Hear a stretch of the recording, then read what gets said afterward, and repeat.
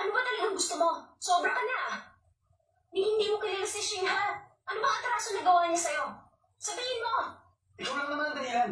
Prinsesang Yagit. Nagtatanong ka pa. Anong ibig mo sabihin? Ano nga kung dahilan? At huwag mo akong sinisigaw-sigawan na utak lamok. Ako, utak na mo? Patalino ba mga kaibigan mo? Si Shing Oo, sino ba tinutukoy ko? Tingnan ko lang kung sino unang makita sa inyong dalawa. gusto kong bawiin mo ang red card na yun. Nagpapatawa ka. Wala pa nag-utos kay Damon sila ganyan. Inuulit ko, bawiin mo sa kanya ang red card na yun.